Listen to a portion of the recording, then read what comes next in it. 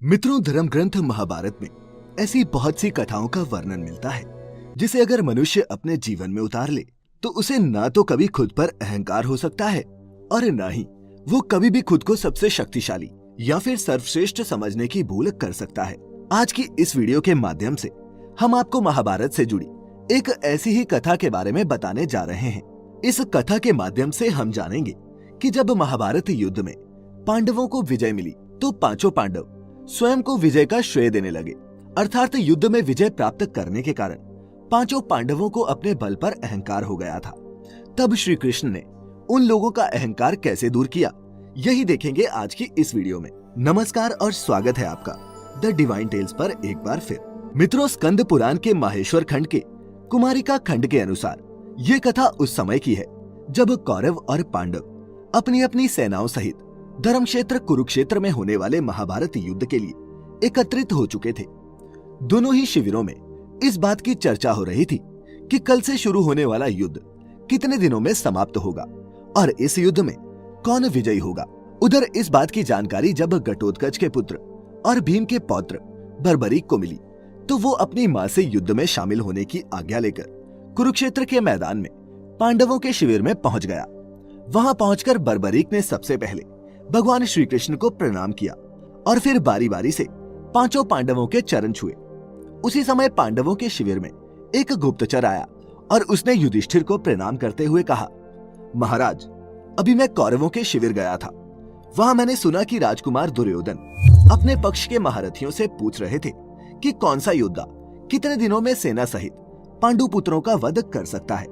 जिसके बाद सर्वप्रथम आप लोगों के पितामह और कौरव सेना के प्रमुख सेनापति भीष्म ने कहा कि वह आप पांचों भाइयों और आपकी सेना को एक मास में समाप्त कर सकते हैं। फिर गुरु द्रोणाचार्य ने कहा कि मैं सेना सहित पांचों पांडवों को 15 दिन में समाप्त कर सकता हूँ। इसके बाद अश्वत्थामा ने कहा कि वह आपके पांचों भाइयों और आपकी सेना को 10 दिन में नष्ट कर सकते हैं और अंगराज कर्ण की बातों पर विश्वास करें तो वो आप सभी को केवल 6 दिनों में सेना सहित मार सकते हैं। गुप्तचर की ये बातें सुनकर युधिष्ठिर चिंतित हो उठे और उन्होंने गुप्तचर को शिविर से बाहर जाने को कहा। फिर जब गुप्तचर चला गया तब युधिष्ठिर ने अपने चारों भाइयों से पूछा कि अनुज, तुम लोग होने वाले इस युद्ध को कितने दिनों में समाप्त कर सकते हो। अपने ज्येष्ठ के मुख से ऐसी बातें सुनकर चारों भाई एक दूसरे को देखने लगे। उन लोगों को यह समझ नहीं आ रहा था कि इस प्रश्न का क्या जवाब दें। तब अर्जुन बोले, पितामह, भीष्म और गुरु द्रोणाचार्य ने जो घोषणा की है वह सर्वथा असत्य है, क्योंकि जय और पराजय में पहले से किया हुआ निश्चय झूठा होता है। आपके पक्ष में जो भी वीर योद्धा युद्ध के लिए रणभूमि में जाने वाले हैं, इनमें से एक वीर सारी कौरव सेना का संहार कर सकता है। हे ज्येष्ठ, हमारे पक्ष के योद्धाओं के डर से कौरव और उनकी सेना इस प्रकार भाग जाएंगे जैसे सिंह के डर से मृग भाग जाता है। बूढ़े पितामह भीष्म, वृद्ध गुरु द्रोण और कृपा तथा अश्वत्थामा से हमें क्या भय है। फिर भी यदि आपके चित्त को शांति नहीं मिल रही तो मैं आपको बता दूं कि मैं अकेला ही युद्ध में सेना सहित समस्त कौरवों को एक ही दिन में नष्ट कर सकता हूँ। उधर अर्जुन के मुख से ऐसी बातें सुनकर शिविर में मौजूद घटोत्कच पुत्र बर्बरीक से रहा नहीं गया। उसने अर्जुन से कहा, पितामह, अभी आपने जो कहा है वो सही नहीं है, क्योंकि मैं आपके शत्रुओं अर्थात सेना सहित समस्त कौरवों को कुछ ही पलों में नष्ट कर सकता हूँ। बर्बरीक के मुख से ऐसी बातें सुनकर शिविर में मौजूद सभी योद्धा आश्चर्यचकित हो गए। अर्जुन की आंखें लज्जा से झुक गई। तब भगवान श्री कृष्ण ने कहा, पार्थ, बर्बरीक ने अपनी शक्ति के अनुरूप ही बात कही है, क्योंकि इसके पास ऐसी शक्ति मौजूद है जो कुछ पल में ही होने वाले इस युद्ध को समाप्त कर सकती है। फिर भगवान श्री कृष्ण ने बर्बरीक से कहा, हे वत्स, भीष्म, द्रोण और कर्ण जैसे महारथियों से सुसज्जित कौरवों की सेना को तुम इतना शीघ्र परास्त कैसे कर सकते हो? तुम्हारे पास ऐसा कौन सा अस्त्र है? कृपा करके हमें भी बतलाओ। तब बर्बरीक ने भगवान कृष्ण से दोनों हाथ जोड़ते हुए कहा, प्रभु, आप जो मेरे तरकश में ये 3 बाण देख रहे हैं, इन्हीं बाणों की सहायता से मैं पल भर में अपने शत्रुओं को नष्ट कर सकता हूँ। तब श्री कृष्ण बोले, हे पुत्र बर्बरीक, मैं कथनी पर विश्वास नहीं करता, मुझे प्रमाण चाहिए। तब बर्बरीक ने कहा, हे प्रभु, आप ही बताइए कि मैं आपके सामने खुद को किस प्रकार प्रमाणित करूं। इसके बाद श्री कृष्ण शिविर में मौजूद पांचों पांडव, भीमपुत्र घटोत्कच और बर्बरीक को एक ऐसे स्थान पर ले गए जहां पीपल का एक विशाल पेड़ था। वहां पहुंचकर श्री कृष्ण ने बर्बरीक से कहा, बर्बरीक, ये पीपल का पेड़ देख रहे हो? इस पेड़ में जितने भी सूखे पत्ते लगे हुए हैं वही तुम्हारा लक्ष्य है। अगर तुमने इन 3 बाणों से इस लक्ष्य को भेद दिया तो मुझे तुम्हारी वीरता पर कोई संदेह नहीं रह जाएगा। भगवान श्री कृष्ण की बातें सुनकर बर्बरीक ने कहा, आपकी जैसी आज्ञा प्रभु। फिर उसने अपने तरकश से लक्ष्यों को चिन्हित करने के लिए एक बाण निकाला और धनुष की प्रत्यंचा पर चढ़ाकर उसे पीपल के पेड़ पर छोड़ दिया। पल भर में ही वह बाण उस पीपल के पेड़ में मौजूद सभी सूखे पत्तों को चिन्हित कर तरकश में लौट आया। उस बाण के वापस आते ही बर्बरीक ने जैसे ही उन पत्तों को काटने के लिए अपना दूसरा बाण तरकश से निकाला, उसी समय एक चिन्हित हुआ सूखा पत्ता धरती पर आकर गिर गया, जिसे भगवान श्री कृष्ण ने अपने पांव के नीचे छिपा लिया। उधर पहले की ही भांति बर्बरीक ने दूसरे बाण को धनुष की प्रत्यंचा पर चढ़ाकर पीपल के पेड़ पर छोड़ दिया। देखते ही देखते बर्बरीक के इस बाण ने पल भर में ही उन सभी पत्तों को काट दिया जिन्हें पहले बाण ने चिन्हित किया था। परंतु बर्बरीक का ये दूसरा बाण तरकश में वापस लौटने की बजाय श्री कृष्ण के पांव के पास जाकर रुक गया। ये देख बर्बरीक ने श्री कृष्ण से कहा, हे प्रभु, आपने मेरे द्वारा चिन्हित पत्ते को अपने पांव के नीचे छिपा रखा है। कृपा कर अपना पांव हटा लीजिए, क्योंकि मेरे ये बाण अपने लक्ष्य से कभी नहीं चूकते। बर्बरीक की ये बातें सुनकर भगवान श्री कृष्ण मुस्कुराए और फिर उन्होंने बर्बरीक से कहा, पुत्र बर्बरीक, ये प्रमाणित हो गया कि तुम पल भर में ही इस युद्ध को समाप्त कर सकते हो, किंतु अब तुम्हारा जीवित रहना धर्म के अनुकूल नहीं है। ये सुन घटोत्कच सहित 5 पांडव हैरान रह गए। फिर युधिष्ठिर सहित सभी पांडव श्री कृष्ण के समीप आए और उनसे बोले, हे वासुदेव, आप ये क्या कह रहे हैं? ये तो हमारे लिए अच्छी बात है कि बर्बरीक हमारे पक्ष से युद्ध में भाग लेगा। तब श्री कृष्ण बोले, आप लोगों को जैसा दिख रहा है वो सत्य नहीं है। अर्जुन बोला, तो फिर सत्य क्या है वासुदेव? तब भगवान ने जवाब दिया, आप लोगों को सारी सच्चाई बर्बरीक ही बताएगा। फिर श्री कृष्ण के कहे अनुसार बर्बरीक ने सच बताते हुए कहा, पितामह, प्रभु श्री कृष्ण सही कह रहे हैं, क्योंकि मैंने अपनी माता को वचन दे रखा है कि जो भी पक्ष इस युद्ध में निर्बल होगा मैं उस पक्ष से युद्ध करूंगा। ये सुन भीम ने कहा, हे वासुदेव, शक्ति की गणना के अनुसार तो इस युद्ध में हमारा ही पक्ष निर्बल है, फिर आप ऐसा क्यों कह रहे हैं?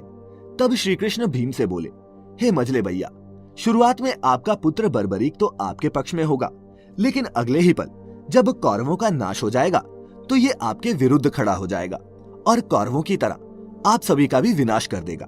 भगवान श्री कृष्ण के मुख से ऐसी बातें सुनकर बर्बरीक ने उसी क्षण उनके चरण पकड़ लिए और कहा, हे प्रभु, अब आप ही बताइए मैं क्या करूं? तब श्री कृष्ण ने बर्बरीक को अपना शीशदान अर्थात प्राणदान देने को कहा।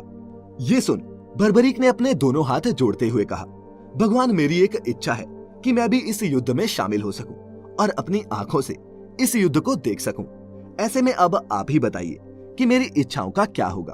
तब भगवान श्री कृष्ण ने बर्बरीक को अपने दोनों हाथों से उठाते हुए कहा, वीर बर्बरीक, मैं तुम्हें वचन देता हूँ कि तुम्हारी युद्ध देखने की इच्छा अवश्य पूरी होगी, लेकिन इसके लिए तुम्हें अपना शीश दान करना होगा। बर्बरीक ने जवाब दिया, प्रभु आपकी जैसी आज्ञा। फिर उसने अपने तरकश से एक बाण निकाला और उसे संधान करते हुए ऊपर की ओर छोड़ दिया। देखते ही देखते पल भर में ही उस बाण ने बर्बरीक का सिर धड़ से अलग कर दिया, जो श्री कृष्ण के चरणों में जाकर गिर गया। उधर बर्बरीक के शीश को कटा हुआ देखकर 5 पांडव और घटोत्कच शोकाकुल हो गए। फिर भगवान श्री कृष्ण ने बर्बरीक के शीश को अपने हाथों से उठाया। उसी समय आकाश में देवी जगदम्बिका प्रकट हुई और उन्होंने वासुदेव को प्रणाम करते हुए बोला, हे वासुदेव, क्या आज्ञा है? तब श्री कृष्ण ने कहा, हे देवी, बर्बरीक के शरीर को अमृत से सींचने की कृपा कीजिए, ताकि वीर बर्बरीक का ये शरीर अजर अमर हो जाए। भगवान का आदेश पाते ही देवी ने उस कटे हुए शीश को अमृत से सींचकर अजर अमर कर दिया और स्वयं अंतर्ध्यान हो गई। फिर बर्बरीक का कटा हुआ शीश भगवान कृष्ण से कहने लगा, प्रभु आप धन्य हैं, आपकी कृपा से मैं इस युद्ध को अपनी आंखों से देख पाऊंगा। अब ऐसा लगता है कि मेरा जीवन सफल हो गया।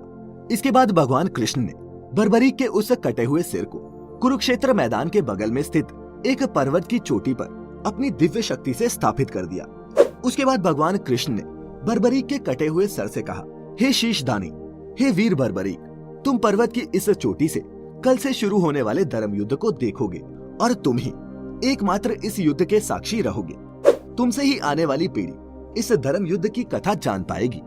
हे शीशदानी, आज से तुम्हें मैं अपना नाम और अपनी शक्ति देता हूँ, जिसके बाद तुम खाटू श्याम के नाम से जाने जाओगे और कलयुग में जो भी तुम्हारी पूजा श्रद्धा और भक्ति के साथ करेगा उसके सभी कष्ट दूर हो जाएंगे। फिर श्री कृष्ण के ऐसा कहने के बाद पांडवों ने बर्बरीक के उस शीश को प्रणाम किया और फिर वे सभी श्री कृष्ण सहित अपने शिविर को लौट आए। अगले दिन कुरुक्षेत्र के मैदान में कौरवों और पांडवों के बीच महाभारत का धर्म युद्ध शुरू हो गया, जो 18 दिनों तक चला। इस युद्ध में कौरव पक्ष के सभी महारथी मारे गए और पांडवों को जीत मिली। लेकिन मित्रों, अगर आप ये जानना चाहते हैं कि इन 18 दिनों में किस दिन क्या हुआ, तो इसके लिए आप हमारी एक दूसरी वीडियो देख सकते हैं, जिसमें हमने विस्तार से महाभारत के युद्ध के घटनाक्रमों का वर्णन किया है। महाभारत युद्ध के 18वें दिन भीम के हाथों जब दुर्योधन का वध हो गया, तब पांचों पांडव श्री कृष्ण के साथ अपने शिविर में लौट आए और फिर कुछ दिनों बाद पांचों पांडव युद्ध में मिली जीत का श्रेय स्वयं को देने लगे। एक ने कहा कि उसने युद्ध का संचालन धर्मपूर्वक किया, इसीलिए उन सभी को युद्ध में जीत मिली। तो किसी ने कहा कि अगर वह पितामह भीष्म को बाणों की शैया पर नहीं लिटाता तो उन्हें महाभारत के युद्ध में जीत मिलना असंभव था। अभी पांचों भाइयों के बीच ये बहस चल ही रही थी कि श्री कृष्ण उस कक्ष में जा पहुंचे और उन सभी से बोले, किस बात को लेकर आप लोगों में बहस छिड़ी हुई है। इसके बाद फिर सभी ने वही बात दोहराई, जिसे सुन श्री कृष्ण मुस्कुराने लगे। तब युधिष्ठिर ने पूछा, हे वासुदेव, आप ही बताइए कि इस युद्ध में जीत का श्रेय किसे जाता है। तब श्री कृष्ण युधिष्ठिर से बोले, भैया, इसका जवाब तो वही दे सकता है जिसने इस युद्ध की सभी घटनाओं को अपनी आंखों से देखा है और वही इस युद्ध का एकमात्र साक्षी भी है। श्री कृष्ण के इतना कहते ही पांचों पांडव समझ गए कि वासुदेव बर्बरीक की ही बात कर रहे हैं। फिर पांचों पांडव भगवान कृष्ण के साथ उस पर्वत पर पहुंचे जिसकी चोटी पर से बर्बरीक ने संपूर्ण महाभारत युद्ध को देखा था। वहां पहुंचने पर बर्बरीक ने श्री कृष्ण और पांचों पांडवों को सादर प्रणाम किया और फिर श्री कृष्ण से पूछा, भगवान, आप यहाँ किस उद्देश्य से आए हैं। तब श्री कृष्ण ने कहा, वीर बर्बरीक, तुम्हारे पांचों पितामह स्वयं को इस युद्ध में जीत का श्रेय दे रहे थे, लेकिन वास्तविकता क्या है ये केवल तुम ही इन्हें बता सकते हो। तब बर्बरीक ने कहा, पितामह, आप लोग किस आधार पर खुद को इस युद्ध में मिली विजय का श्रेय दे रहे हैं, जबकि सत्य तो ये है कि आप सभी किसी से लड़े ही नहीं। वास्तव में तो युद्ध मेरे प्रभु श्री कृष्ण कर रहे थे। उन्होंने ही ये युद्ध लड़ा जिसमें ये खुद ही जीते भी और खुद ही हारे भी। बर्बरीक की बातें सुनकर पांचों पांडवों का सर लज्जा से झुक गया। फिर युधिष्ठिर श्री कृष्ण से बोले, वासुदेव, हमें क्षमा कर दें, हम सभी को अपने अपने बल का अभिमान हो गया था। अब हम जान गए हैं कि इस युद्ध में जो भी हुआ वो आपकी मर्जी से हुआ। इसके बाद वे सभी अपने महल को लौट आए। इसीलिए कहा जाता है मित्रों कि मनुष्य को कभी भी किसी भी चीज का अभिमान नहीं करना चाहिए, क्योंकि हम तो सिर्फ एक कठपुतली हैं उस परम परमेश्वर परमात्मा के हाथों। तो उम्मीद करता हूँ मित्रों कि आपको खाटू श्याम जी की ये कथा पसंद आई होगी। अगर पसंद आई हो तो इसे ज्यादा से ज्यादा लाइक और शेयर करें। साथ ही ऐसी और भी पौराणिक कथाओं के लिए अभी सब्सक्राइब करें the divine tales YouTube channel. और अगर आप हमारी कोई वीडियो मिस नहीं करना चाहते तो उस घंटी के निशान पर दबाकर नोटिफिकेशंस भी ऑन कर लें। फिलहाल आज की वीडियो में इतना ही। अब हमें इजाजत दें। आपका बहुत बहुत शुक्रिया।